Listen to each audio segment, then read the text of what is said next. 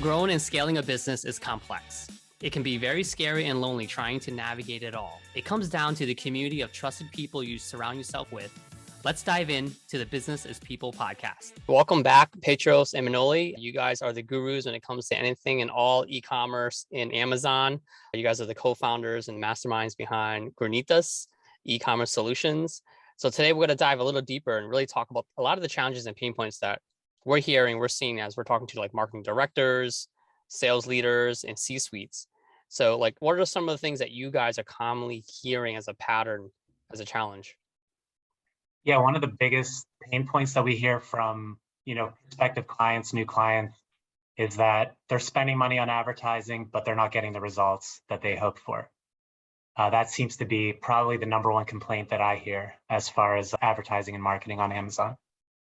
So how do you guys start to unpack that to really get the true understanding what's happening there? Yeah, there's a few things that could be going wrong. Let's start with the traffic itself. So on Amazon, typically for a keyword search or a competitor targeting, you're paying per click. So every time a customer clicks on your ad, you're charged whatever that cost per click might be. So if you're showing your advertising to the wrong group of people, you're getting the wrong traffic. Those people might still click on your ad, but they were probably never likely to buy your product. So that may be the first problem that we would look at. Look at the keyword targeting, make sure we're targeting the right group of people that we actually think will be interested in purchasing our product. I mean, like Petros, to me, I feel like it's maybe because we're in the marketing world, it's like obvious that we should be targeting the audience we want to. What percentage of like these mid-market, size companies who are spending 10,000+ per month on advertising are not building their campaigns correctly and not targeting the right audience? I think almost all brands have room for improvement. And there's, probably the majority of brands are just sort of praying that it works out and don't really have a real strategy. They're bidding on keywords that aren't necessarily close to the thing that they're selling. For instance, one of our clients sells a toaster, and I'm always looking to see who's running ads for toaster related keywords. And I'm seeing products like blenders, microwaves. It's not a terrible strategy to have that kind of broad targeting, but I'm guessing most of these brands aren't really trying to build brand awareness. They're really just trying to convert. And if you're showing a microwave for a customer that's looking for a toaster, that may not convert as well as you would hope. So I think their campaigns are typically too broad for what they're trying to accomplish. And you brought up a good point about brand awareness versus converting and what we call lead generation. And we see it all the time as well, like doing paid advertising just across the board, not just on Amazon. Like everyone just assume I'm going to put money into a channel and just get people to buy or click or convert. But there's actually a whole cycle. Like there's the awareness stage, the education stage, then there's the consideration stage. Like why should they consider your brand, especially if you're a brand that's not well known? And then the last one's convert, like maybe try the product, buy it, give a discount code. But everyone's on that bottom part, that decision converting phase. So how do you help get folks to understand that they need to do these other phases before they get right to the end?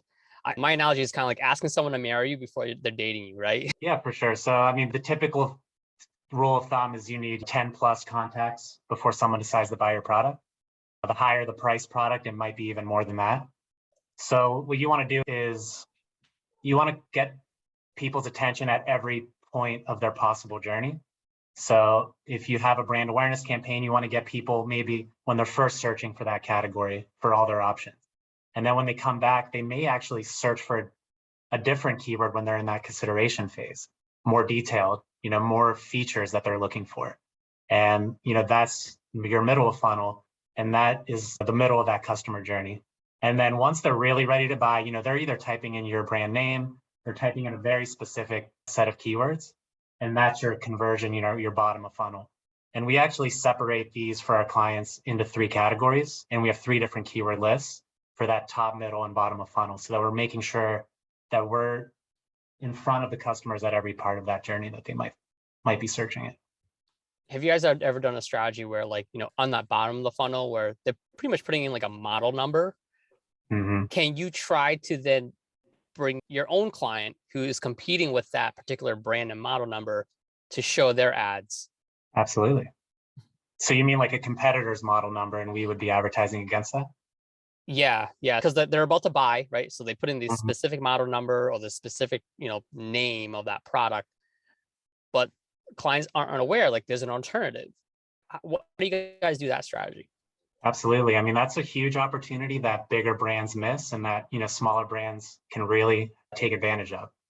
So, bigger brands have all this brand awareness already kind of baked in. They've done all the work, they're running TV commercials. So you're right, somebody might come in and type in a model number that they saw somewhere else. If we know that our product is a very close match or a replacement possibility for that, we're definitely advertising that keyword if it makes sense from a cost per click perspective. The other thing you can do on Amazon is run ads on the listing page itself. So if I know my product is a better option than my competitor's product, I can run ads directly on their listing page. And literally like right next to where it says add to cart, you could see, one of my ads for one of my clients. And it's visual in nature. So Manoli, I know you're that creative genius, just kind of like making those little nuances, right? So like when you're doing these ads, what do you see are working to kind of help these ads stand out through all that noise? Yeah, so there's different ad types. So even within like targeting the listing, like on the listing page, there's different ad types. So there's a banner at the top, but you also have a sponsor display ad, which allows like custom graphics or custom image, and then just like a normal ad that just has the main image. So we often like to use those like sponsor display, like let's get an image on there. Let's like sort of like separate this. So with the toaster example that Petros mentioned, we have sponsored display ads running on competitor listings where we're showing the logo that stands out, on a listing page. We're actually showing our client's logo, or we'll show their toaster in like a kitchen setting, something that stands out. So we're not just like paying for an ad that's just the main image. And we can actually test. Sometimes the main image will have a better effectiveness for the cost per click. So we like to run these things, test them, and it depends on the product. The more simple ads that cost less might end up doing better. So we really love to use the data to see what works. Yeah, I agree. I think I'll tell our creative team, like, instead of just doing A/B tests, like literally do 20 tests. Like Mhm. the more tests you can run, I think a lot of people say just do 2 or 3, but then you're cutting yourself short. Like, why is it just 2 and 3? Like there could be other variables. You have to test as many as you can and then look at the data, say which one's the best. What's your feeling about that when it comes to testing? Like, what's your cadence? How often should you change it? How many variables are you guys testing? Yeah, I mean, a lot of it depends on how many creative assets we have access to from our clients. We're always kind of begging for new creative, more finely targeted creative for specific target segments. But if we have those assets, we'll test things like for a video ad, for instance, does a 40-second video ad work better than a 10-second video ad or a 25-second video ad? That's one thing we'll test, like the length of an ad. Obviously, different product features on those ads. So we'll say, is this product feature resonating more than this other feature? So we'll test like different product features in that way. And then we test them against different markets. So like one piece of creative might work really well for a certain target, segment, but might not work for another. So it's really as many variables as we can test, we try to test, but often we're limited by the amount of sort of assets that we get from our clients in that respect. Yeah, one cool example of this is we have a client and we were running 2 different video ads for them in the Amazon search results. One was a sort of generic video ad advertising their product, advertising their brand. The other video ad was sort of targeting a competitor without using the competitor's name. We were showing a side by side of their product versus the competitor's product and why the competitor's product is not only not as good, but it can often be dangerous to use. And that one we saw performed way better because the customers are actually seeing, the silhouette of that product is right above the video ad, right below the video ad.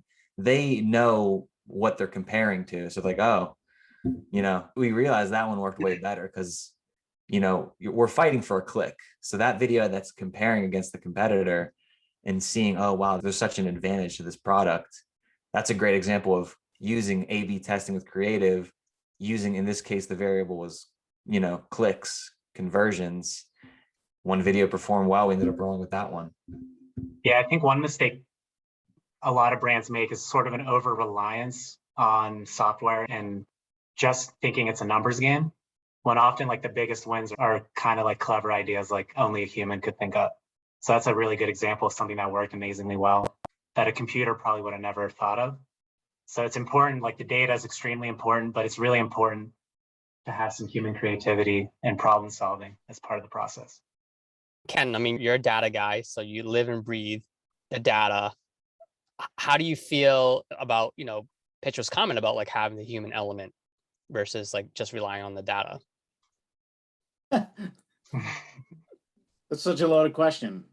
My answer is that the two can work in concert exceptionally well. So no matter what data you're working with and whatever model that you're using, natural systems are always so complex and nuanced that the data collected is never going to be robust enough to capture all of that, at least at the level we're able to operate. Like we're not, NASA calculating reentry. We don't have that kind of, resource at our disposal. So that being said, the intangibles, which are often what we're reacting to with that human factor, are not always well captured in data sets. So the data set should always be used to confirm and inform decisions, but in some cases, specifically instances that Petros and Manoli are mentioning, we're discussing now, you do need that human factor to really make things sing. And it's the application of the data that makes it, I think, the most powerful. So this is a philosophical discussion, for sure.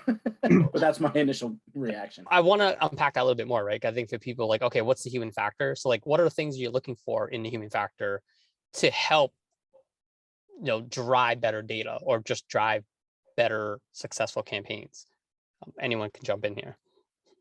I mean, I could tell you our process is, we're not sitting in a room like Mad Men and like thinking we're coming up with some genius marketing strategy. What seems to work for us is we come up with maybe 5 to 10 ideas we think will work. We test all those ideas, and typically 2 or 1 will pop out as really effective. So we're always like testing and then using what worked, and we just keep using it till it stops working typically. But it's good to just keep testing fresh creative to always have something that works and something that's fresh as well. I'll give you an example that Petros probably can identify with really readily, and it's the visual image that you have to use in your world of Amazon, right? So when you get to that Amazon product page, and I think you gave an example the other day, which was excellent, which is that just blowing up that image of the product label so that people could read it, because I do that all the time, that elevates that product's performance, right? And that's something that initially you wouldn't have known is going to be a data-driven point that you would understand, right? So that's kind of an example of that human interaction and human factor that you kind of just get, and it's not a data point that we collect. Maybe a survey would capture that at some point, but it's really an intangible. And maybe people, there's color theory, for instance, like with food, a lot of colors are like brown or natural or earth tones, whatever makes people hungrier, and they stay away from like cool tones, whatever the case is.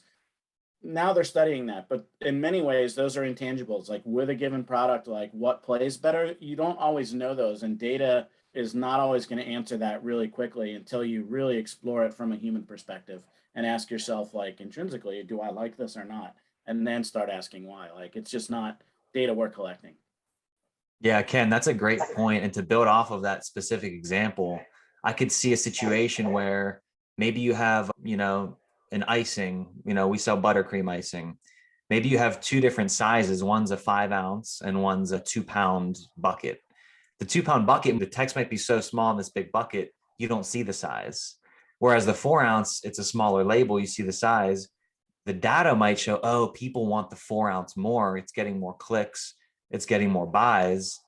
What you might not realize is, oh, it's actually just the labels visible. People know what they're clicking on. So that's where that human element comes in, where it's like, it's not that this smaller thing is more popular. It's just that it could be the case, not necessarily. It could be something with the color, something with the size, not necessarily the product itself. I mean, it could be like, I live in a very small cottage, right? And so I can't buy the 2 pound bucket you would never know that the reason that I bought the smaller 4-ounce size and not the 2-pound was because I had a storage issue in my house, right? So that's one of these outside data points that you simply just don't have the ability, at least initially, to get at. So great example. To circle back to our like wasted ad spend, like a lot of wasted ad spend comes from people clicking on your listing to find out a size or a color or some information. If you can communicate that on your main image clearly, they might not click on you at all. So you'll save a lot of ad spend by communicating very clearly. I mean, we're probably all consumers of Amazon one way or another. And yeah, when I'm trying to buy different sizes, like I'd rather know right away through an image, like this is the bigger ounce, 32 ounces versus a 12 ounce. And sometimes you can't see that. So then you're searching and searching. Then all of a sudden you land on your competitors because you're searching so much. Oh, there's another brand that's selling the same thing for $1 cheaper, and now you lost that sale. So like brands, I think if they can do better creative and just better information on the human element, right? Like how do I shop and understanding that side of it, then you'll start to see your data probably improve. I want to ask this to Aaron, because Aaron, like, you're from a lead strategist standpoint, you're looking at the full field and looking at like the research side of it, building campaigns and strategy, then working with a specific creative teams to kind of do the messaging and the branding. So like I always say it's three things. It's how you build the campaign, it's the messaging, and then it's creative. And I feel like those are the three buckets that you're constantly changing. How do you approach those three buckets, Aaron? And like which ones do you start to look at first when things aren't working? Man, I always look at the data first, and like what's going on in the data really explains to me, or will give me a lens into where I need to go look. I think a lot of it is just understanding, from experience. I've been inside so many campaigns and different conundrums. I kind of there's a nature about it, so it's almost like, the half art, half science kind of thing. So it's almost artistic in a way, and how you choose to look at the data to unpack it in a way that's meaningful to make those decisions. I think Petros, how you said, you start with 5 ideas and test them. I'm the other way. I'm like madman. I'd rather sit in there and sip on the bourbon and all right, there it is, boom, and then go all in. That's just the creative side of me. But the analytical side knows that going through the hypotheses and testing everything properly and having the data, that's the difference between the old way and the new way. And I think how we can put those together is the key. And that's it. It's like, how do those 3 different areas come together, and how do you break them apart properly?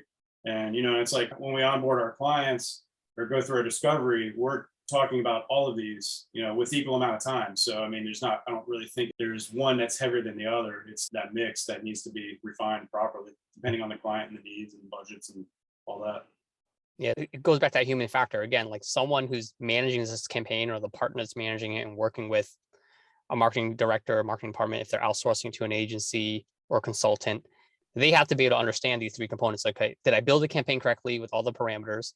Is the messaging on par? And are we nailing the creative? I mean, there's a lot of variables there. So it could be overwhelming to folks to try to really understand that, without having, like, look, there's 5 of us here, right? It takes a team. It's not one person. It's impossible for one person, even 2 people, to assess a campaign and why it's not working. Like there's a lot of people that go deep in their skill set. So when people don't have access to all these experts, Petros, what's the best advice you can give them? Start with a small budget and start small is probably my first piece of advice. I think people get a little bit carried away at the beginning, end up blowing through their whole ad budget, and then they think that Amazon doesn't work. So if you're a beginner, like if you're just starting out, or if you don't have years of experience, just start simple, make a campaign, run ads for all your branded search terms, do your keyword research, test out a keyword list, but just start with a small budget and grow it over time. And you should be able to gain those skills, by the time you're running a much bigger budget. If the stakes are higher and, you need to run right away, I don't necessarily recommend trying to learn it at that speed. Yeah, you're going to have to find an expert. I mean, you can only do so much, right? And there's the reasons why there are agencies like yours that exist, or consultants. And we're seeing a lot more businesses be more open to, instead of hiring someone full time, they're partnering with consultants or agencies to do the work, because that's what it is today. What's the expectation of like, okay, we're going live with the campaign. We need to test it, see if it works, iterate until it actually is kind of running pretty smoothly. Like, what's that time frame look like? Yeah, we typically say 3 to 6 months. If the brand is brand new, like never been released to the world, it's probably going to take closer to 4, 5, 6 months. If that brand's been on Amazon for years, maybe it'll take, 2 months. So typically between 2 to 6 months is how long it takes to build what I would call a sophisticated Amazon advertising campaign or marketing structure. And Ken, you're always looking at opportunities in channels and trying to predict success, right, with paid campaigns. Like, what do you feel is typically the common myth or debunking about ad campaigns? And just like, why is it not working? This should be working. This channel is not working, or I'm spending all this money. Why is it not working? Well, I mean, man, talk about asking me doozies. 2 questions and they're both doozies today. What I would say is kind of a little bit of a politician's answer, meaning I'm not going to answer it directly. I'm going to give some supporting evidence and maybe we'll get to it. One thing is timing, right? Everyone wants immediate result, and that's not really how any of this works. So let's look at sort of the temporal component. And there's a process we all do, whether it's Amazon or any given campaign, even how, we go through life in general, we're optimizing, right?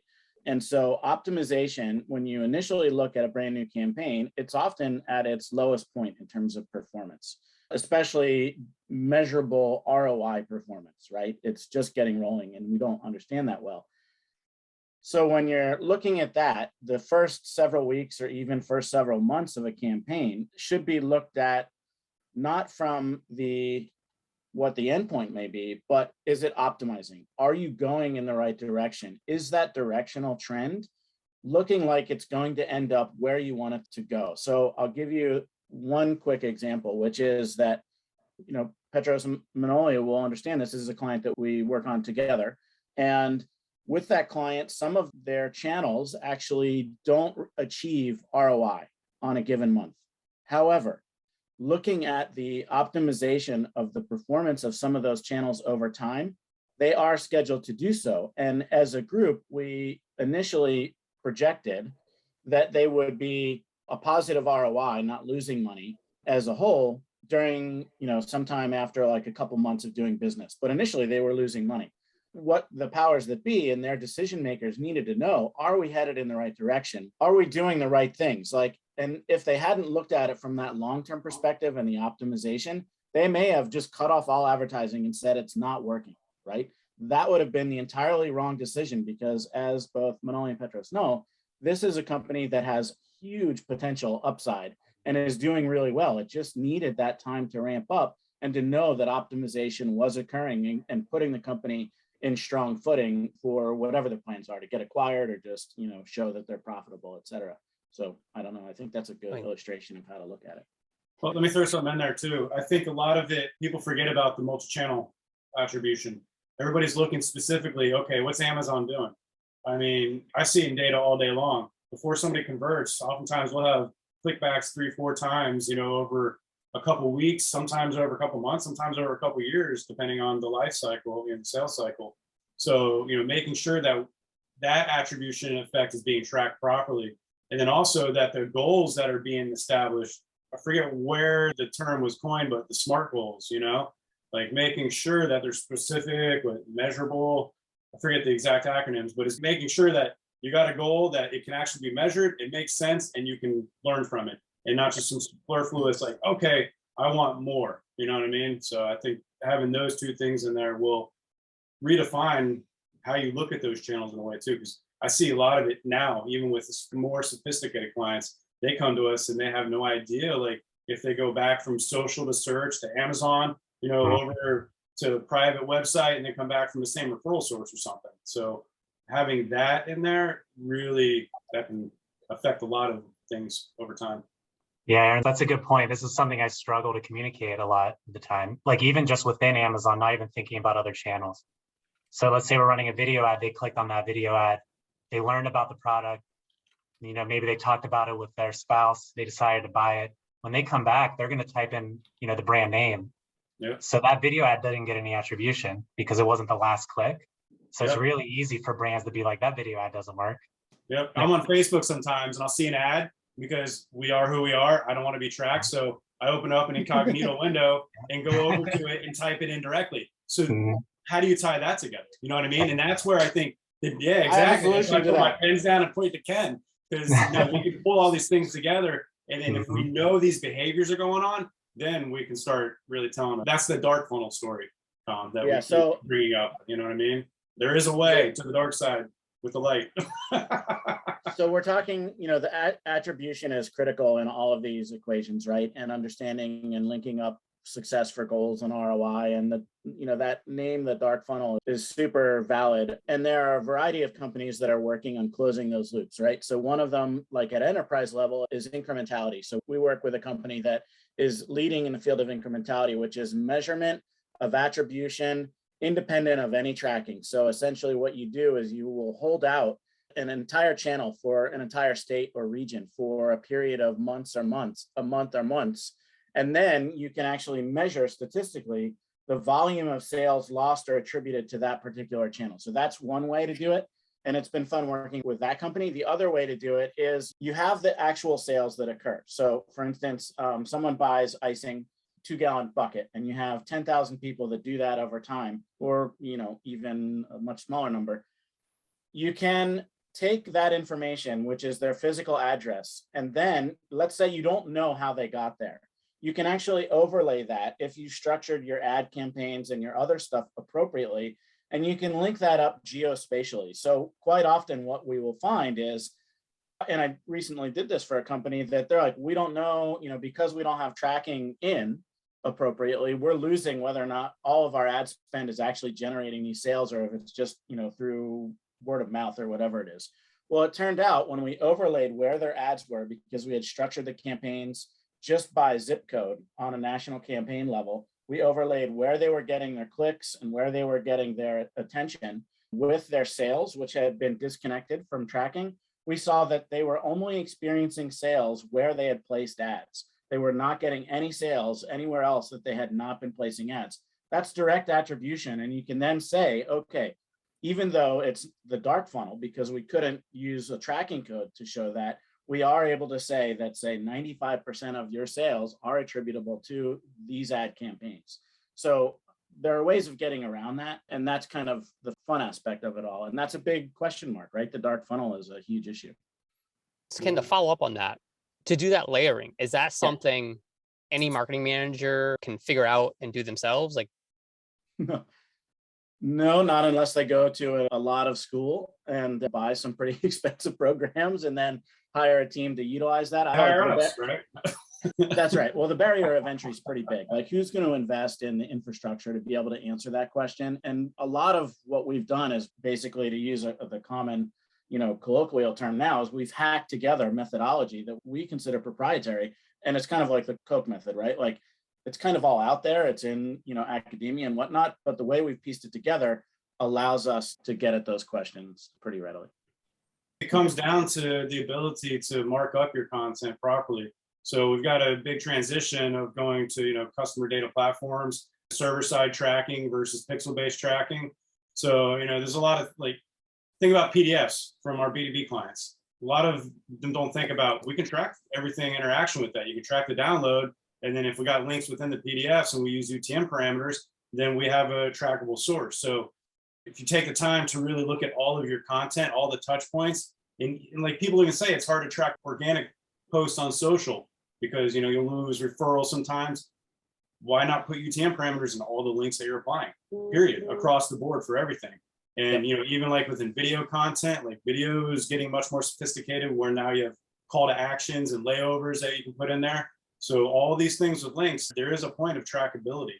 And I think taking the time to really set that up, and that's something we're doing now because we're taking that data first approach, is how do we mark everything up properly? How's that data going into the platforms? And then how are we unifying the data and then reporting on it?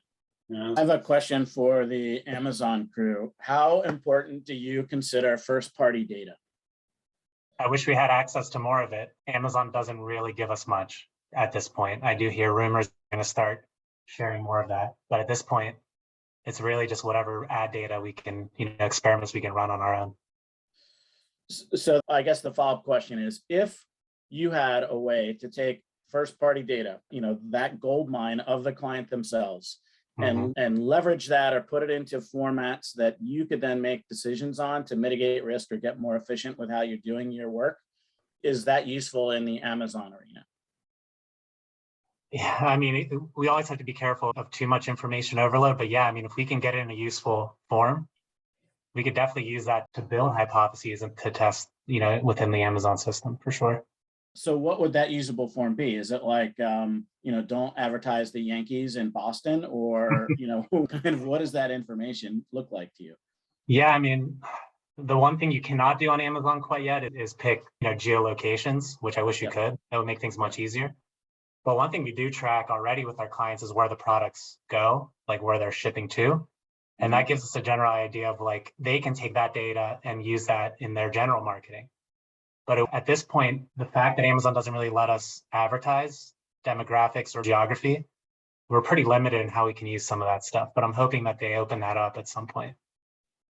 Do you think as they evolve their platform, they're going to have to start giving more bells and whistles? I mean, like think about Facebook, like with all the psychographic targeting we used to have, and all those traits went away after the last election, with all that stuff. So you think Amazon's going to kind of have a evolution that they don't want to have? I mean, they obviously have incredible first party data that they use to launch products. So they know if a product's going to sell before it ever launches. Yeah. They don't share that with us. But the rumor is, we're an Amazon advertising partner, so we get a little bit of the inside scoop. What they used to hold in-house, so you used to have to spend $500K a year. Actually, it might be a month. I can't remember the exact numbers. But, they told us to have access to this DSP platform. You had to work with Amazon. Amazon ran the campaigns. You had to give them at least $35,000 to $50,000 a month to run those campaigns. And then they would share like a small sliver of that first party data with you. So it's like stuff like, how many people purchase within the first 30 days of seeing your product, 60 days, 90 days, a lot of useful stuff. But the rumor now is that they're actually moving all that Amazon managed advertising to the self-service platform. They're taking away those minimum budgets. So from what I hear, we're going to start getting access to that data. Oh, that's cool. The one issue with Amazon is the fact that people share accounts. So it's really hard to get demographics that are accurate because, a family of five people that are all different and have different interests are all buying on the same account. So even if they had demographic data, I wouldn't trust it all that much at this point until they find a way to sort of separate those different age groups. I never thought about that because my wife and her sister share an account. The interesting thing that you can do there is that you can actually, there's kind of like cohorts and sub cohorts, right? And Google uses that term cohort.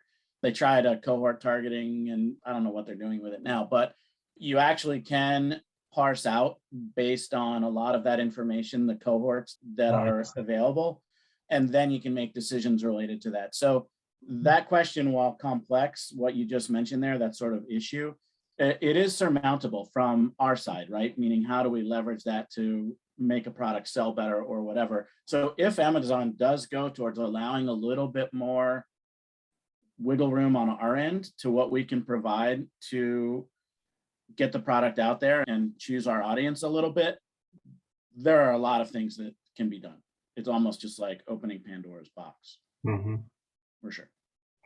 I mean, I'm buying stuff for my kids. So either way, I guess, either they're not on it, but they'll search like for stuff. Like I'll say, hey, what do you guys want? And like, they'll search for certain things, but still I'm the one purchasing it, right? So they're going to feed me ads for kids stuff. But I get it. If they're teenagers or other adults, my wife and, we're a family of 6. So we're using one account to buy everything.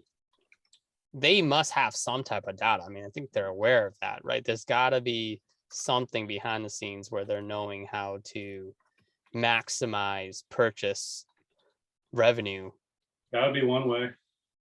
Because I'm sure everybody's going to the Amazon account from their different mobile device, and we all have that unique identifier in there. So that could definitely be a way. Yeah, I'm sure Amazon knows a lot more than they share with us. Oh, yeah. Yes, they do. Oh, man. Yeah.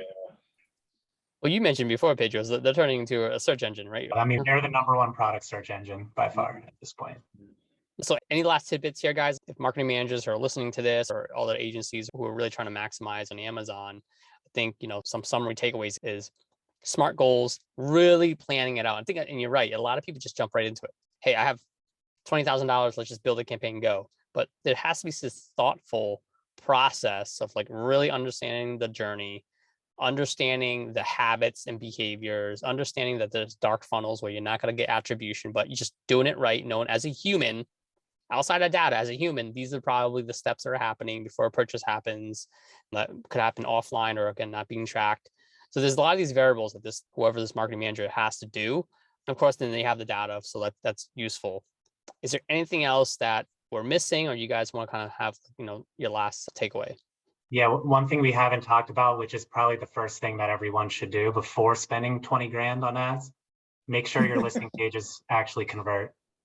Send a small amount of traffic to your listing pages, check that conversion rate, and make sure that those pages convert. Otherwise, you're just, sending money into a black hole. What do you mean by that? Like, how can I confirm that it's converting? Manoli can probably go into more of the details, but from a math perspective, if I send 500 people to this listing page and it converts at 10%, I'm probably safe to send 5,000 people there. If I send 500 people, it converts at 0.1%. That means I better change my listing page, change my price, change my offer somehow to get that conversion rate up. Because it's easy to get people to click on an ad, but getting them to convert, you better make sure that that works before you send those clicks over. Is there a minimum conversion number? Because sometimes 1% could be good, right? If you're getting the revenue you want. So what's a number that people should strive for? Yeah, we have clients that have 1% conversion rates and do great, but a lot of it depends on their profit margin, their price point. Where some people get in trouble is they sell a $15 product and their cost per clicks are $3 to $5. It becomes really difficult to make money doing that. And your conversion rate better be, 50%. You better have a high repeat customer rate because you're losing money on that first sale. If you have a huge profit margin, you're selling a $500 product, your cost per clicks are $1, your conversion rate has a lot more flexibility. We have clients in both of those boats, actually. I guess last question to Manoli here. So when you're looking at these listing pages, you're making adjustments. What are typically your go-to things that you're improving immediately or you commonly see is the issue? Yeah, so it starts with a main image, and you want to make sure your main image stands out in search. And then once they click on that listing, you want to make sure the listing you want to fill all the positions of images. So typically there's 7 visible images. You want to give as much visual information as you can. They don't know what this product is. They can't see it. So you want to have all that visual information there. Optimize bullet points, describe your product, talk about the specs, the dimensions, the weight, whatever's relevant to that product, the selling points. You want to have A+ content below the listing, between the listing and the reviews, expand on your brand, expand on your product line, show off your brand identity. Those are the 3 main ones. If you have a brand store, even better, they can find more information there. You also want to seed questions and answers below the A+ content. So if someone is looking for a kitchen appliance, they want to know if it fits on their counter. Hey, does this electrical voltage work? Will it fit on this counter? Whatever the questions would be for that product. Again, you want to make sure we're limiting negative reviews. We want to make sure we're decreasing the cost per click. So we don't want to waste click money on someone who's not going to buy. So yeah, there's a lot that goes into it. That's sort of the basic overview: images, copy, A+ content, questions and answers, brand store. And to tie it back, even because this is very it works together. It's not just 1, 2. It's very interplayed with the ads. So when it comes to cost per click, when we're running an ad with custom creative, we want to make sure we're getting the right customer to that listing. So the video ad we run or the headline banner graphic we run, we don't want to just maximize clicks. We want to maximize the right clicks, which might mean at the cost of the total clicks, we get more clicks that convert. So if we're selling a toaster, we want to make sure if it doesn't toast bagels, that we're not advertising that on toaster for bagels keywords. We don't want those people because they're going to either not buy or leave a negative review. So very, very interconnected with the ads, but you want to fill that visual information. You want to appeal to the right customers. Well, guys, thank you for all the great knowledge. I think we had an awesome conversation today. Hopefully this brings some awareness around why campaigns aren't working, how they can improve it. So, of course, folks who are listening, if you ever need to reach out to any of us, we're available. You can find us on social, on our websites. All the information are in the show notes. And until next time, looking forward to having you guys back on. Thanks, Com. Right. Thanks, everyone. If you have any questions and topics you'd like us to cover, please email me at podcast@inthinkagency.com or message me on LinkedIn.